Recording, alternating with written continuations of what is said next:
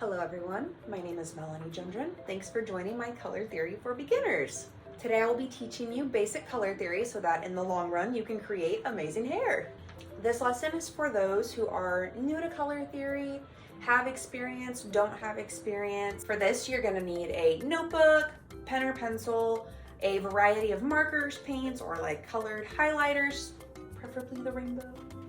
Learning color theory is so important because this is honestly where it begins.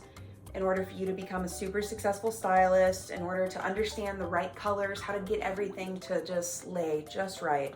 Let's get started! If you would just take a second, pause this video, and I want you to draw exactly this with the colors and everything. I'll wait.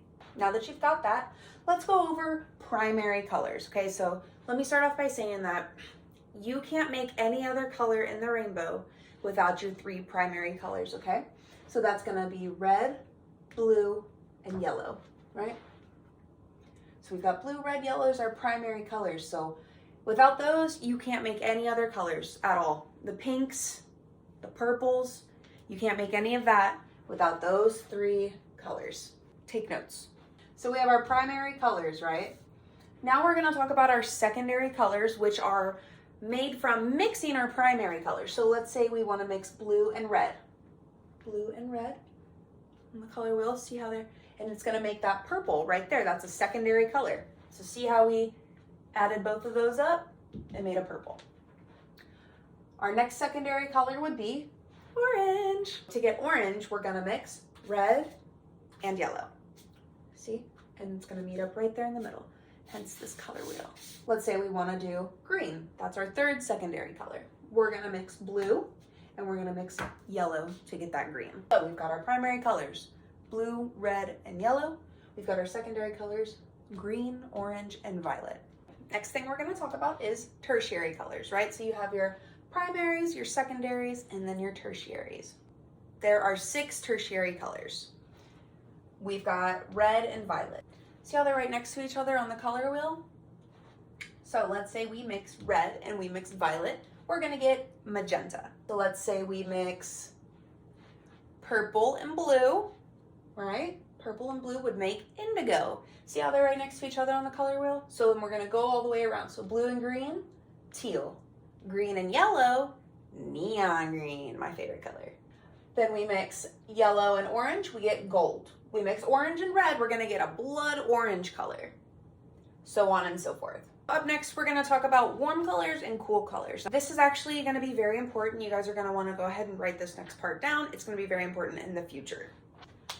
When we're talking about warm colors, I want you to think about the hot side and the cold side on the scene, right? The hot side's got the red and the cold side's got the blue. So that means that anything that's got those underlying pigments of warmth, anything that's gonna be on this warm side over here, right, is gonna consist of reds, oranges, and yellows. Whereas the cool side of the sink, that's blue, is gonna be blues, purples, and greens. Those are gonna be our cool colors. So that means that even our indigo is gonna be cool, our teal is gonna be a cool color, but our gold or peach is gonna be a warm color.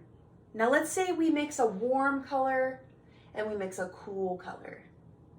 Well, we're gonna start getting into proportions soon. I would say when you mix red and you mix violet, you get magenta, right? But for funsies, let's say we mix more purple into that red, right? So we still have the red, we have the purple, but we're doing more purple instead of red. Then that's actually gonna make it a cool color. But if we do more of the red, that's gonna make it a warm color. So let's say we have 40% red and 60% purple, that's gonna be a cool color. We have our warm colors, we have our cool colors, right? Warm colors, cool colors. Up next, we're gonna talk about one of my favorite things, opposite colors, also called neutralizing. Opposite colors, so it's literally what it sounds like. They're gonna be the opposite colors on the wheel. So let's say we've got orange, we're looking for the opposite color, boom, we've got blue. We're looking for the opposite color of red, boom, we've got green. So also something to think about when we tell blondes to use purple shampoo, right? So think about this. We've got yellow down here and we've got purple up here. They're opposite colors, they neutralize. If your hair is pulling more of a brassy orange, then you need to neutralize with a blue or a pearl. If your hair is pulling super, super red, you'd want to neutralize with a dark, dark green, hunter green, or like a deep titanium, something like that. So for the most part, you don't really want to put the opposite colors next to each other when it comes to doing hair or rainbow colors. You really would want to follow the actual order of the rainbow. Let's say your client's wanting to start with purple, so you're going to do purple, red, orange. Let's say they want to start with green. You're going to do green, blue, purple. Does that make sense? You can see when we mix these colors here, it kind of makes more of like a muddier green, like a muddy brown, but this can be very helpful. I highly suggest writing this down, how the opposite colors neutralize each other, because this is going to be really important when it comes to doing color corrections or any type of corrective work at all, whether it be your own or someone else's. Shit happens. Up next is another one of my favorite topics, how to make custom colors. Do not place contrasting colors side by side unless you know what the F you're doing. Unless you're using it to correct something, then it's okay. And creating custom colors, that means we're going to either add white, black, or gray, as well as different proportions for the two colors that you're using, or maybe more. Personally, I'll start breaking out like 5 or 6 different colors when I'm formulating. When it comes to making custom colors, the combos are endless. So you can see here, I took a little red, I took a little purple. Red, purple, right? Complementary colors.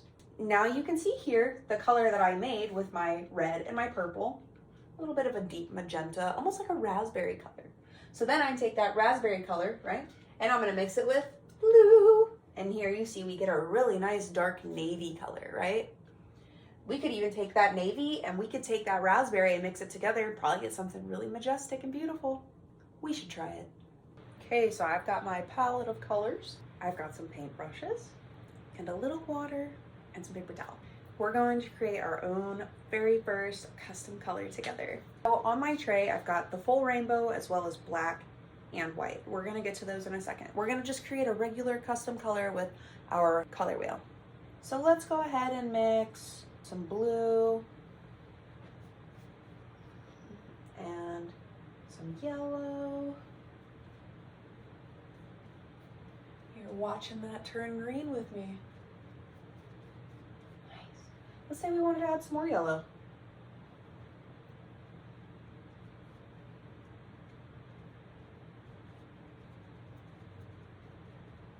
Ooh, look at that. We have created our own lime green. You just watched me do that. That is how easy it is to make hair color, you guys. It's the same concept. Looks pretty cool, huh? Let's start on a different color. Let's get some purple and let's get some red. Can't make this up, people. You're seeing it for yourself. Oh, the color we just made. Let's mix in a little more purple.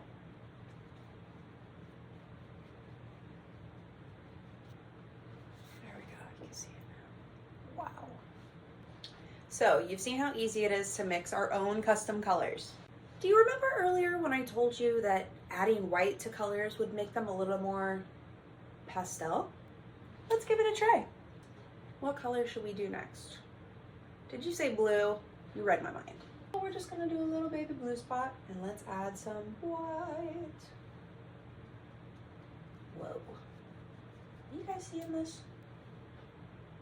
We just did that. Let's add some more blue, see what happens. I love that. Should we add a little green? Ooh. Ooh. Yeah. That's really cool. It's almost like a Tiffany blue. I love that. Oh, it almost matches my shirt. Look at that. So you can see that by adding the white, we made it more of a pastel color. Let's say we made it too white. We added a little more of that blue in. There we go. This is a common one that I think you guys would enjoy. Let's make pink. Let's start with white too.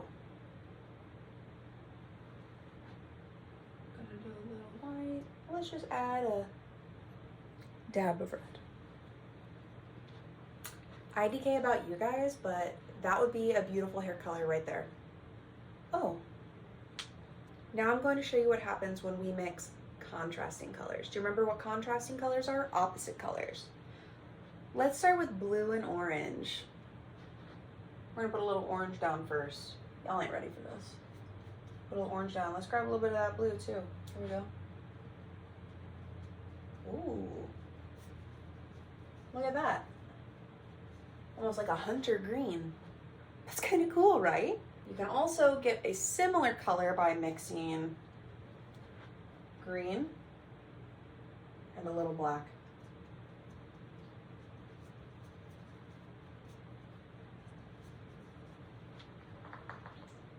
Pretty cool. When we add white to any color of the rainbow, we get a pastel. That means you could mix a tertiary color with a white, it'll still make it pastel. You can mix any color with white to make it pastel. When we add black to a color, we're gonna deepen it, we're gonna darken it. So as you can see here, right, I mixed the green with the black. Let's mix a little bit of red with black, shall we? Let's add a little bit of that black. Ooh, that's too much. Ooh, that's too much. Be sparing with the black. It's kind of made like a dark raspberry color. Really pretty. Okay, I want you guys to take a couple minutes and I would like for you to make your own 3 custom colors. Can be whatever you want. You can make it lighter, you can make it darker, you can make it neutral if you want. Up to you. Let's talk about making our own gray. We use white to make pastel. We use black to make a darker, deeper, muted color. Now let's talk about making our own gray to add to color. So to get gray, we're gonna mix black and white to get gray. By adding more white, you can make your gray lighter. By adding more black, you can make your gray darker. Let's take a second to make our own gray. We're gonna start with black. Let's get some white. Oh, you don't like that gray? You wanna make it lighter? Just add more white. Even lighter, you say? Don't mind if I do. Y'all can't handle the truth. How about that? You don't want none? Look at these amazing custom colors we have literally just made together. I'm shook. On my little plate here, I'm gonna mix a little bit of black and a little bit of white just to make my own dark gray here. So now we're gonna take some of that gray and let's mix it with your color of choice, but I'm gonna go with purple. Ooh, you can already see it mixing with that gray. And now we have a very dusty lavender. That's beautiful. Very beautiful. I love the gray because it can make any color very smoky, right? So we could do like a smoke. Imagine this with a little, let's try it. Ooh, we about to get crazy up in here. So look, we're gonna mix our red and let's add some white in there too. Let's get some of that gray on our plate. We made our own muted, dusty shade of rose. Wow, guys, I am really proud of us. Can you believe you just made it through your first lesson of color theory? I am so proud of you. So we're gonna get into proportions, color corrections, and more neutralizing in tomorrow's lesson. Stay tuned.